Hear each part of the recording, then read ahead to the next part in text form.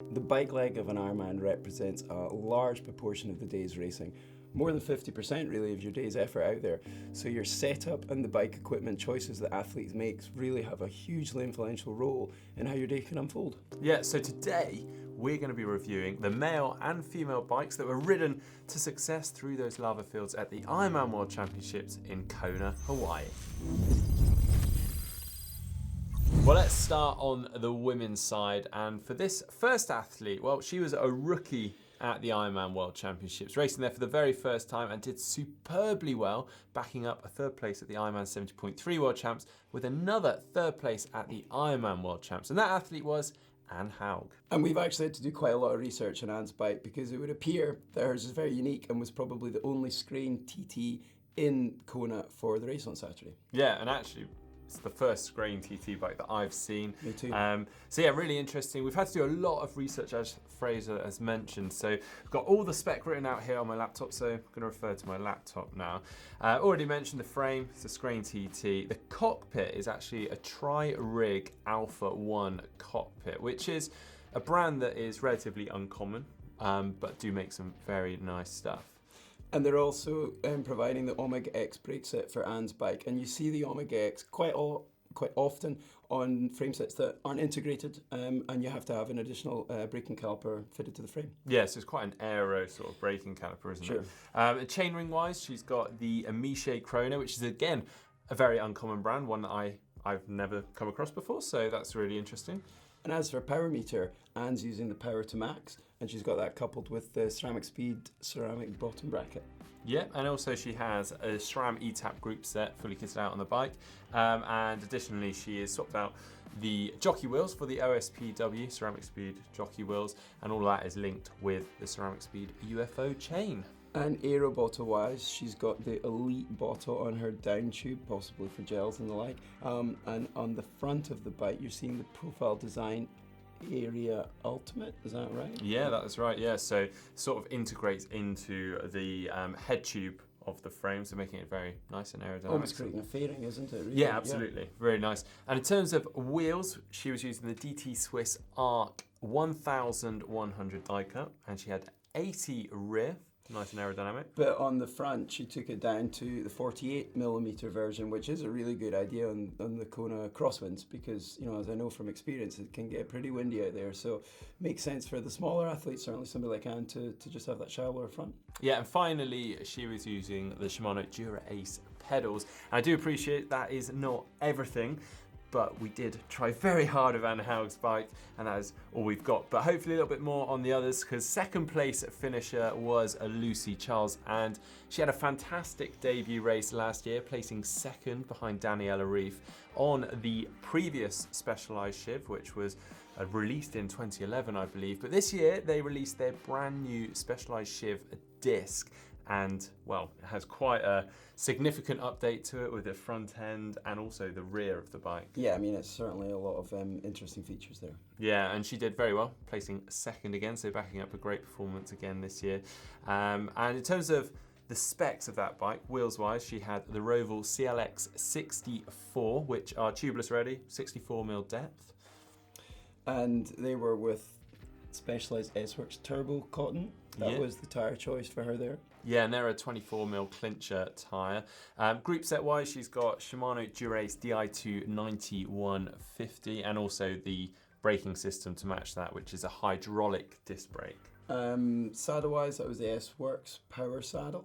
Yep, and then crank length, she's riding actually a 170, so relatively short. But chainring wise, I mean, I was pretty impressed with this. A 56 tooth big chainring, which I personally think is pretty impressive. But she turned that well and she rode fast. Yeah, it's actually bigger than a lot of the male pros, so very impressive. But then she did have a cassette ratio of 11:28, so quite a nice range there, which will allow her to, well, use that 56 ring without really over gearing. Yeah, it's a good wide ratio, isn't it? Yeah, and I guess essentially she's trying to sit in the middle of that cog, so she's not, well, stretching the chain line and, you know, so trying to make it really efficient. Power meter wise, S-Works power cranks. Yeah, and bar brand is S-Works, and then she's actually using the Revolver elbow cup. So you'll see on the images that she's actually got a cup coming around the back of the elbow, so she can sort of rest back into those as she goes into that ski bend on the aero bars. Yeah, which is quite an interesting addition to the bike. Hydration-wise, X-Lab Torpedo Hydration. Yep. And finally, she's using the Shimano Dura Ace pedals. So the defending women's champion, Daniela Riff, she was returning on her Felt IA that she dominated the bike course on last year. But as with a lot of athletes in Kona this year, she was coming back on an updated version, and that was the IAFRD disc. And I personally think it's a pretty slick and clean looking rig. Yeah, and to go on that bike, she was using DT Swiss wheels, which were disc brake wheels. And actually, interestingly, she was using different models for both the front and the rear. So her front wheel was the DT Swiss Arc 1400 die-cut disc brake wheel, which is an 80mm depth. But then on the rear, she was using the DT Swiss Arc 1100. And that allowed her to use a wider tyre choice, didn't it? 25mm. Potentially. I mean, we are speculating there. See, I have found that she was running 23mm on the front clincher.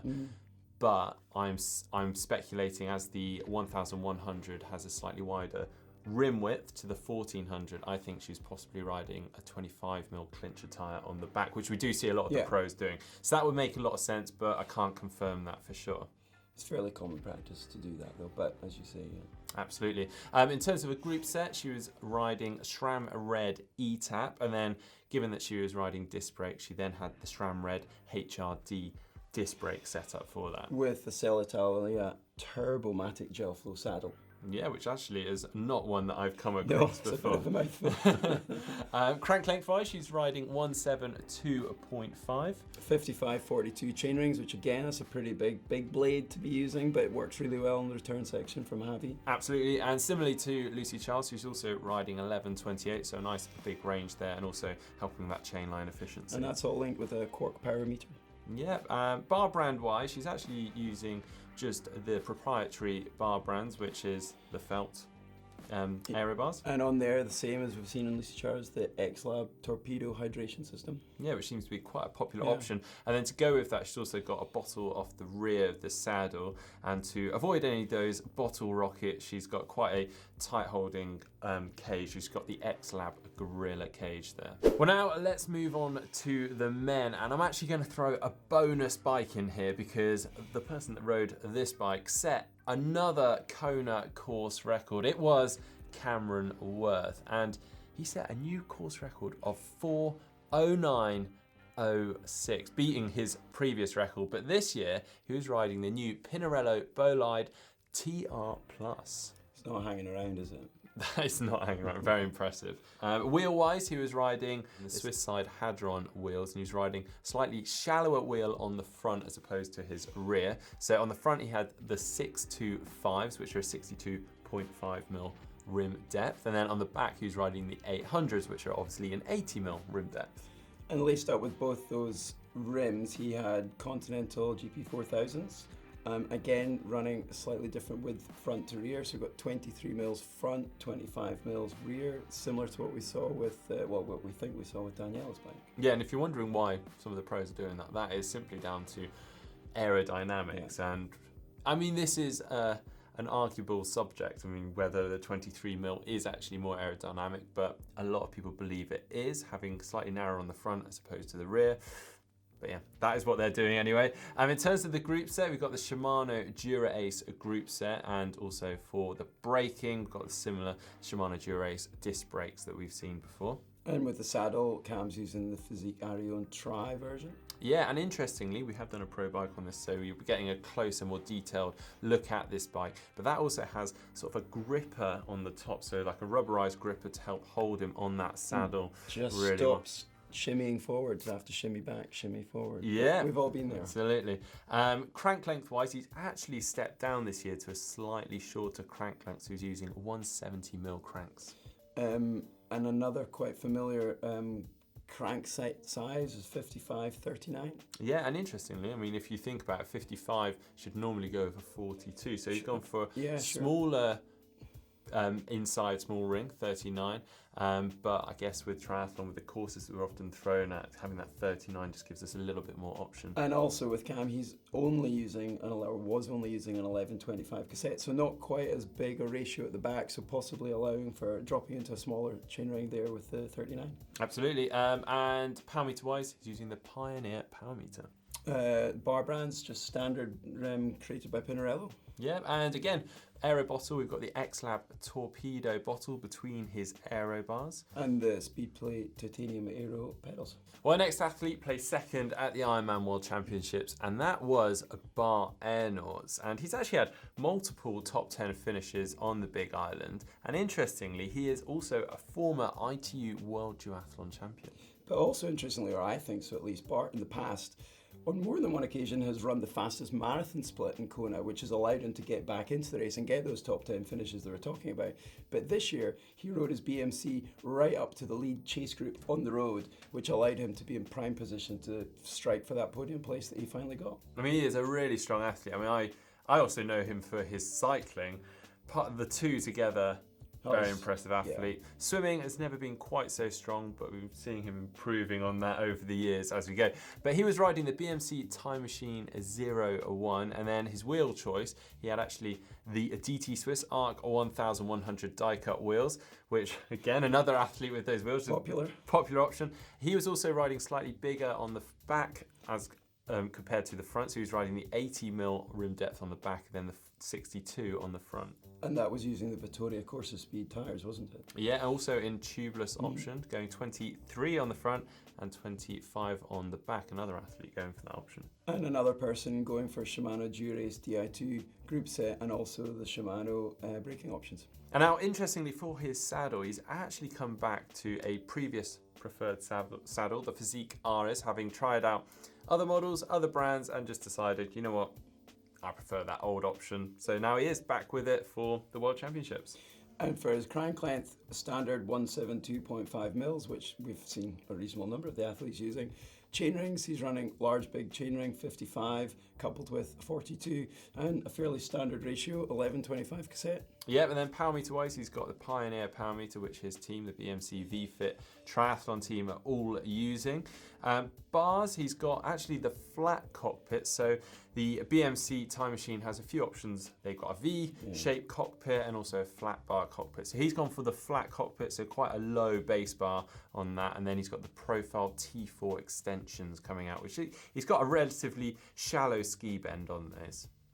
But aero bottle wise, he's actually just using normal bottles on the bike, so it's not aero bottles at all. Yeah, so he's doing something similar to Dave McNamee in terms of he quite likes the option of being able to just grab bottles on the go and shove them in. He finds that more important than maybe gaining a couple of watts of Well, it's definitely one less thing to worry about for an athlete, isn't it? Yeah, and finally, he's using the Shimano Dura-Ace pedals. Well, our final athlete needs very little introduction because he is both the 2017 and the 2018 Ironman World Champion. It is Patrick Lange, and he did quite an astonishing performance this year by breaking the course record by a considerable margin and going sub 8 hours. Which is not really something that we truly thought was going to happen. Maybe, but... Well, not at all by that margin either. Yeah, surely not by that size, no. No, well, he was riding the Canyon Speedmax CF SLX time trial bike.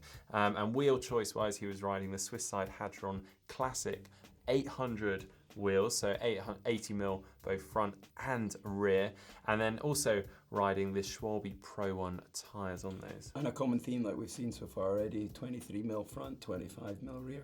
But also another athlete that was riding tubeless. So again, not something we've seen so much in the past, but is becoming increasingly popular. Shimano Dura-Ace group set, Shimano brakes. Yeah, and that was a Di2 electronic group set. Crank length wise, he's actually running relatively short crank length of 170. And chain rings, he had another big chain ring. Again, we're seeing this a lot, especially with the pro athletes. 55 chain ring and a 39, which is a little bit smaller. So similar setup to Cam Worth, having that slightly smaller inner chain ring. Power meter, he's running an SRM power meter. Can't forget about the Cobb saddle that he was running. Ah, yes, he was using the Cobjoff 55, which was actually a Sorry, saddle yeah. I used to like.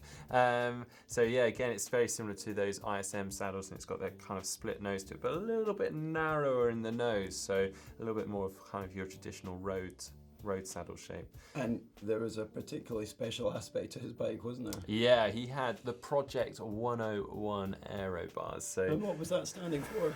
well, 101 was because previously at the 2017 Ironman World Championships, he was 101 seconds away from going sub 8 hours. So Project 101 was to help him go sub 8 hours, and they did it quite convincingly. It was a good job. Yeah, so the idea of these aero bars, they were custom designed and made for him, for his aero bars. They were designed around his forearms so that he could literally slot into these aero bars. So Like a glove. yeah, amazing, and it did a very good job with that. Aero bottle wise, he was actually riding with a rear bottle cage behind the saddle, so that was just a standard Canyon bottle cage. And then actually on the downshift, he had one of the Elite Aero bottles. And finishing that off with Luke Q carbon pedals.